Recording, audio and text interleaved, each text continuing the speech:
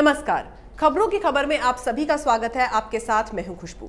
अरविंद केजरीवाल के मनमाने फैसलों पर लगाम लगाने के लिए केंद्र सरकार नया बिल लेकर आई है, लेकिन केजरीवाल किसी भी खूंटी से बंधना नहीं चाहते।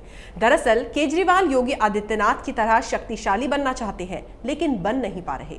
वो सब कुछ अपने हाथ में लेकर दिल्ली को दिशाहीन करना चाहते हैं, लेकिन मोदी जी की केंद्र सरकार उन्हें ऐसा करने नहीं देगी।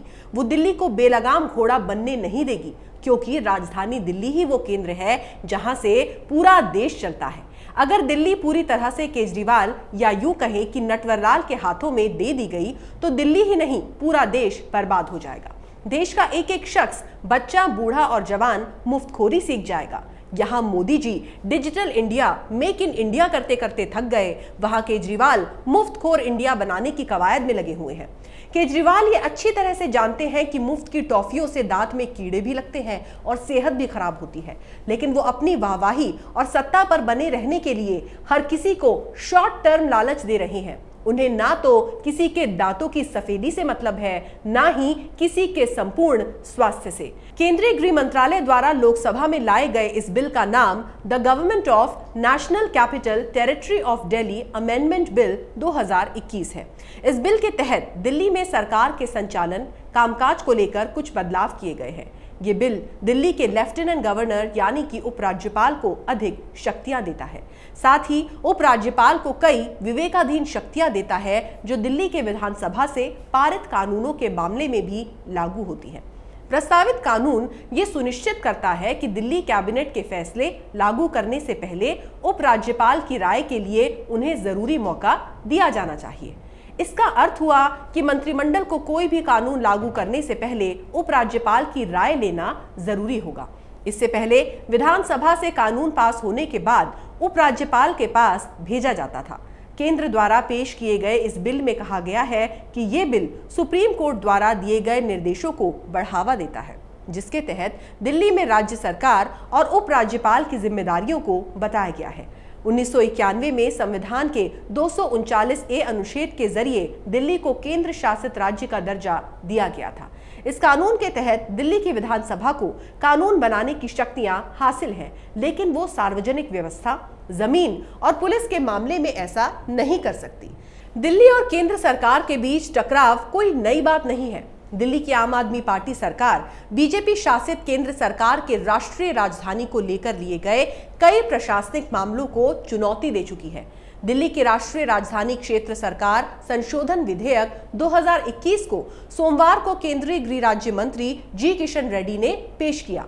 ये विधेयक 1991 के अधिनियम के 21, 24, 33 और 44 अनुच्छेद में संशोधन का प्रस्ताव करता है। गृह मंत्रालय के बयान में कहा गया है कि 1991 अधिनियम का अनुच्छेद 44 समय से प्रभावी काम करने के लिए कोई संरचनात्मक तंत्र नहीं देता है।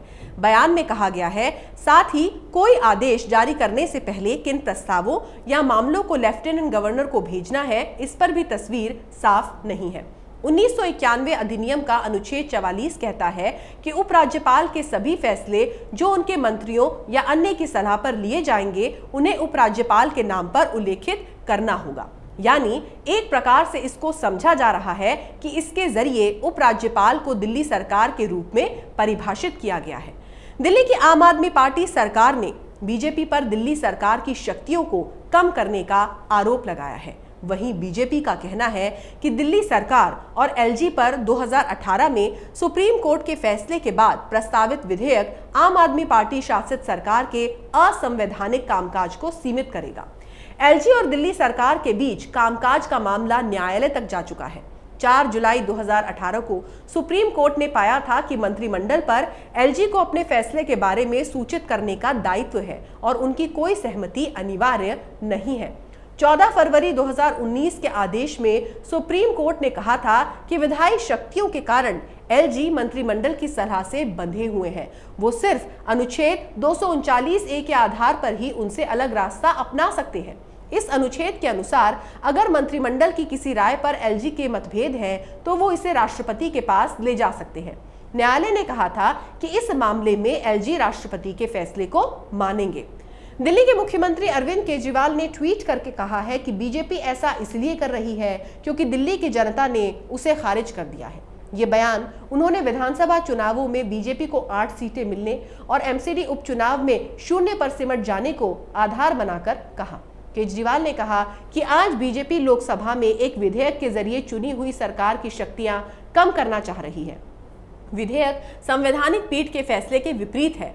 हम बीजेपी के असंवैधानिक और लोकतंत्र विरोधी कदम की कड़ी निंदा करते हैं, यानी कि उल्टा चोर कोतवाल को डांटे। जहां एक तरफ केंद्र सरकार केजरीवाल के असंवैधानिक कामकाज पर नकेल कसना चाहती है, वहीं केजरीवाल केंद्र सरकार और बीजेपी पर ही इसका ठीकरा फोड़ रहे हैं। इसके बाद अगले ट्वीट में उन्होंने लिखा, बिल कहता है दिल्ली के लिए एलजी का मतलब सरकार होगा, फिर एक चुनी हुई सरकार क्या करेगी? सभी फाइलें एलजी के पास जाएंगी। ये संवैधानिक पीठ के 4 जुलाई 2018 को लिए गए फैसले के खिलाफ है, जो कहता है कि एलजी को फाइलें नहीं भेजी जाएंगी। चुनी हुई सरकार सभी फैसले लेगी और फिर फैसले की कॉपी एलजी को भेजेगी।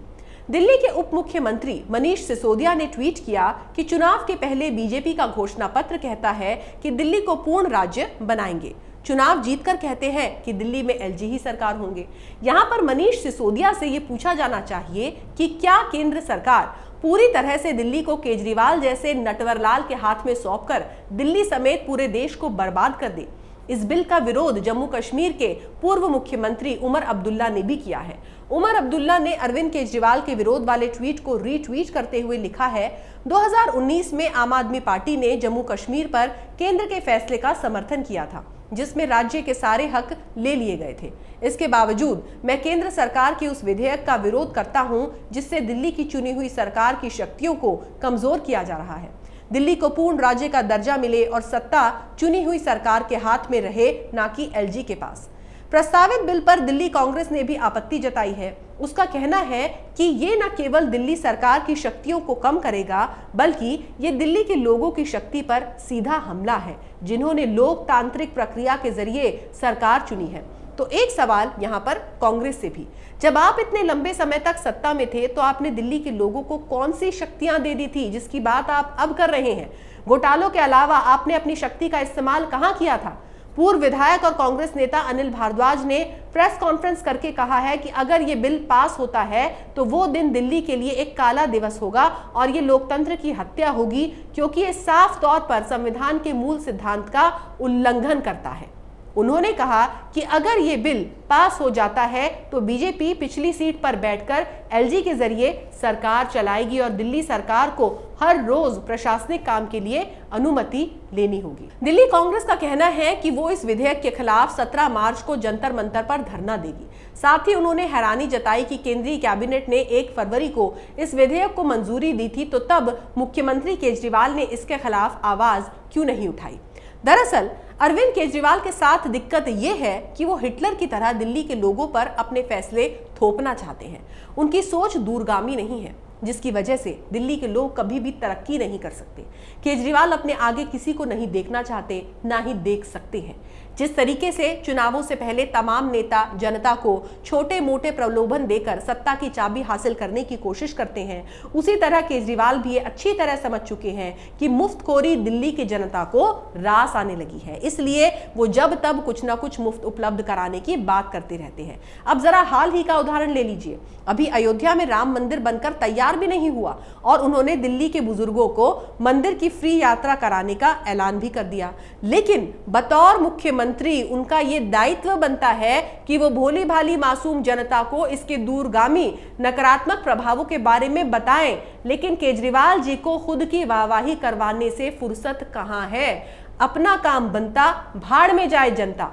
एक तरफ वो अपनी पब्लिसिटी के लिए सरकारी कोष से करोड़ों रुपए एक झटके में लुटा देते हैं, तो दूसरी ओर रोजाना सुबह उठते ही दिल्ली के लोगों को मुफ्त में नई नई लॉलीपॉप बांटने में लग जाते हैं। न जाने वो इस देश को लूट लूट कर कहां तक पहुंचाएंगे। अगर आपको हमारा वीडियो पसंद आया तो इसे लाइक करें, शेयर करें और कैपिटल टीवी को सब्सक्राइब करें। नमस्कार।